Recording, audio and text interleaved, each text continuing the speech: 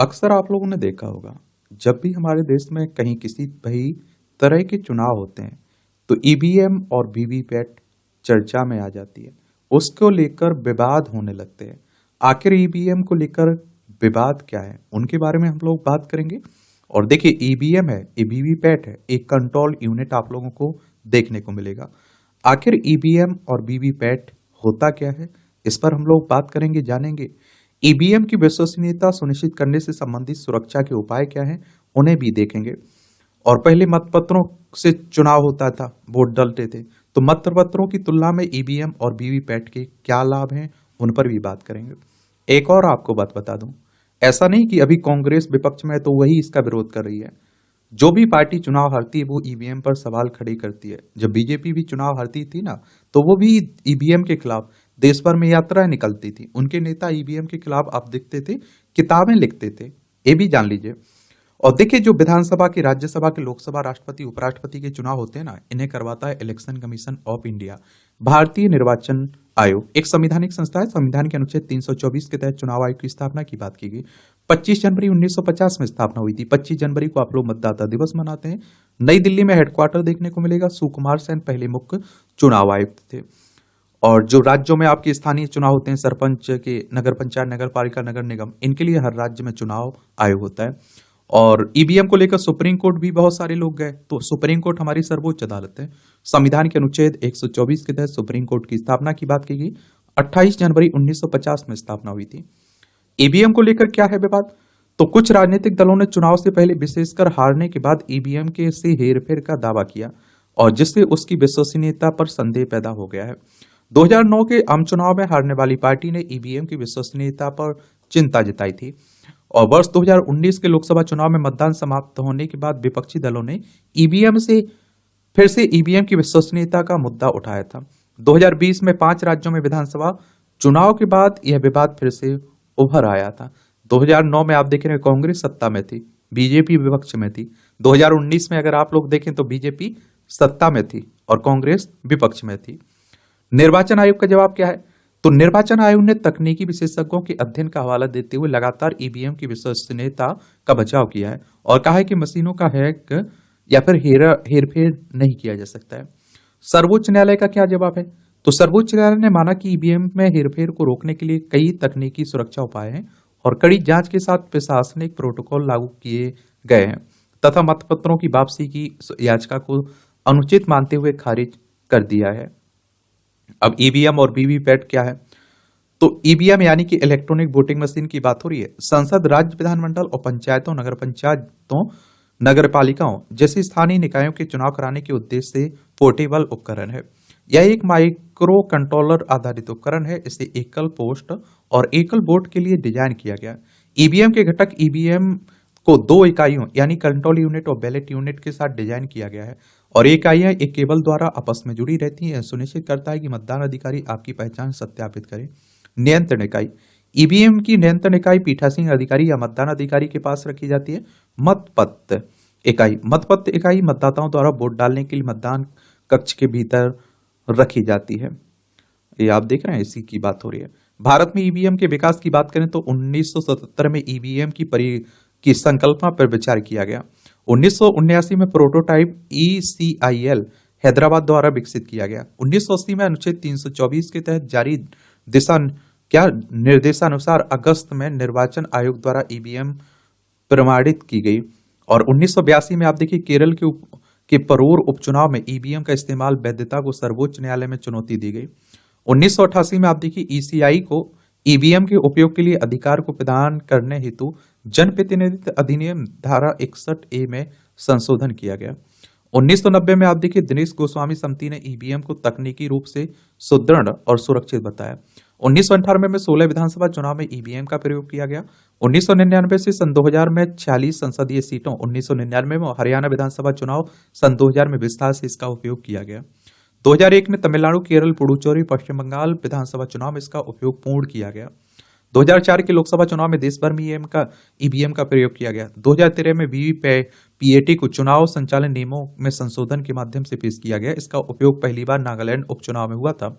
2019 के पहला लोकसभा चुनाव जो पूर्णतः वीवीपैट द्वारा समर्थित था। अब वीवीपैट के बारे में जान लीजिए। वीवीपैट मतदाताओं को यह पुष्टि करने में सक्षम बनाता है कि उनके मत अपेक्षित रूप से दर्ज किए गए हैं। जो ये मशीन देखते हैं ना, यहाँ आप लोगों को दिख जाता है कि आपने जिसे वोट दिया उसी को गया कि नहीं गया। और आप देखते हैं मतदान के समय एक पर्ची मुद्रित होती है जिस पर क्रम संख्या, उम्मीदवार का नाम, चुनाव चिन्ह अंकित होता है। यह 7 सेकंड तक दिखाई देती है। इसके बाद मुद्रित पर्ची अपने आप कटकर वीवीपीएटी के सीलबंद ड्रॉप बॉक्स में गिर जाती है। देख रहे हो इस तरह से। ईवीएम की विश्वसनीयता सुनिश्चित करने से संबंधित सुरक्षा के उपाय क्या हैं? तकनीकी सुरक्षा, कार्य क्षमता। ईवीएम में एक कंट्रोल यूनिट और बैलेट यूनिट और वीवीपीएटी शामिल होते हैं। वीवीपीएटी उम्मीदवार के नाम, चुनाव चिन्ह और क्रम संख्या के साथ एक पर्ची मुद्रित करके दृश्य सत्यापन की सुविधा प्रदान करता है। Micro controller one time programmable होते हैं तथा निर्माण के बाद उनमें कोई परिवर्तन नहीं किया जा सकता। माइक्रो कंट्रोलर तक पहुंचने का कोई भी भौतिक प्रयास मशीन को स्थायी रूप से निष्क्रिय कर देता है। विनिर्माण तो केवल भारतीय इलेक्ट्रॉनिक्स लिमिटेड और electronics corporation of India limited जैसे विश्वसनीय सार्वजनिक क्षेत्र के उपक्रम के द्वारा ही ईवीएम का विनिर्माण किया जाता है। Stand alone operation. ईवीएम बिना वायर्ड या फिर वायरलेस कनेक्टिविटी के संचालित होते हैं और जिससे हस्तकौशल का जोखिम समाप्त हो जाता है। उन्नत M3 ईवीएम 2013 के बाद इसमें किसी भी तरह के बदलाव का पता लगाने की सुविधा है और जिससे आप देखिए अनाधिकृत रूप से प्रवेश करने पर मशीन का निष्क्रिय किया जा सकता है और साथ ही इसमें अनाधिकृत उपकरणों को ब्लॉक करने के लिए पारस्परिक प्रमाणीकरण की सुविधा है। ईवीएम प्रबंधन प्रणाली। ईवीएम 2.0 यह ईवीएम की गतिविधियों पर निगरानी रखती है तथा उनका प्रबंधन और परिवहन एवं भंडारण के दौरान सुरक्षा सुनिश्चित करती है। प्रशासनिक प्रोटोकॉल। प्रथम स्तरीय जांच, निरीक्षण, सफाई, कार्यक्षमता का परीक्षण बीईएल और ईसीआईएल के इंजीनियरों द्वारा किया जाता है। नकली मतदान हेतु डमी प्रतीकों का प्रयोग किया जाता है। यादृच्छिक ईवीएम का आवंटन। पूर्व निर्धारित आवंटन से बचने के लिए ईवीएम को विधानसभा निर्वाचन क्षेत्रों मतदान केंद्रों में यादृच्छिक रूप से आवंटित किया जाता है। निर्वाचन आयोग के पर्यवेक्षकों की उपस्थिति में ईवीएम 2.0 प्रणाली का उपयोग करके यादृच्छिक किया जाता है। उम्मीदवार सेटिंग। ईवीएम में उम्मीदवार का विवरण जिसे कमीशनिंग कहा जाता है अंतिम उम्मीदवार सूची उपलब्ध होने के बाद ही लोड किया जाता है। सटीकता सुनिश्चित करने के लिए मतदान दिवस से पहले कई चरणों में मॉक पोल आयोजित किए जाते हैं। मतगणना दिवस की प्रक्रिया। ईवीएम को सीसीटीवी निगरानी मतगणना टेबल तक लाया जाता है और प्रत्येक विधानसभा क्षेत्र के 5 मतदान केंद्रों में भी से वीवीपैट पर्चियों का यादृच्छिक क्रॉस सत्यापन किया जाता है, मिलान किया जाता है। ईवीएम भंडारण प्रोटोकॉल। इन्हें सीसीटीवी और सशक्त पुलिस निगरानी के तत्काल के तहत एकल प्रवेश निकास बिंदु वाले स्ट्रांग रूम में संग्रहित किया जाता है और इसमें डबल लॉक प्रणाली का उपयोग किया जाता है और जिसमें चाबियां अलग अलग अधिकारियों के पास होती हैं तथा मतदान के बाद ईवीएम को ले जाने के लिए जीपीएस ट्रैक वाले वाहनों का उपयोग किया जाता है। आवधिक निरीक्षण। जिला निर्वाचन अधिकारी सुरक्षित भंडारण की स्थिति सुनिश्चित करने के लिए ईवीएम गोदामों का मासिक निरीक्षण करते हैं। ये मतपत्रों की तुलना में ईवीएम और वीवीपैट में क्या क्या लाभ हैं, ये लाभ भी जान लीजिए। कोई बाहरी इनपुट नहीं है। ईवीएम में आप देखिए बैटरी या पावर पैक पर चलती है और जिससे दूर दराज के क्षेत्रों में भी कार्य कर सकती है और जबकि कागज के मतपत्रों के लिए मैनुअल गिनती हेतु प्रकाश एवं अन्य सुविधाओं की आवश्यकता होती। अवैध मतों का उन्मूलन। ईवीएम पर मतदान एक बटन दबाकर किया जाता है जिससे यह सुनिश्चित होता है कि कोई भी अवैध मत यह समस्या अक्सर गलत तरीके से चिन्हित या फटे हुए मतपत्रों से जुड़ी होती है ना हो। बूथ कैप्चरिंग की रोकथाम। ईवीएम को प्रति मिनट केवल 4 वोट की अनुमति देने के लिए प्रोग्राम किया गया जिसमें बूथ कैप्चरिंग की स्थिति में धोखाधड़ी वाले मतदान की संभावना बहुत कम है। पहले बहुत होती थी ये बूथ कैप्चरिंग। एक बार कंट्रोल यूनिट पर क्लोज बटन दबा दिया जाए तो फिर कोई वोट नहीं डाला जा सकता है। सटीक गणना। मतदाता सत्यापन। ईवीएम से वोटों की तीव्र और त्रुटि रहित गणना संभव होती है तथा मैनुअल त्रुटियां एवं देरी की समस्या समाप्त हो जाती है। मतदाताओं को बीप के माध्यम से तत्काल फीडबैक मिलता है और वे वीवीपैट पर्ची के माध्यम से अपने वोट की पुष्टि कर सकते हैं। मतगणना पर पारदर्शिता। कंट्रोल यूनिट का टोटल बटन उम्मीदवार अनुसार परिणाम बताए बिना डाले गए मतों की संख्या प्रदर्शित होती है और जिससे मतों की गोपनीयता बनाए रखते हुए पारदर्शिता सुनिश्चित होती है। पूर्व प्रोग्रामिंग हेरफेर की रोकथाम।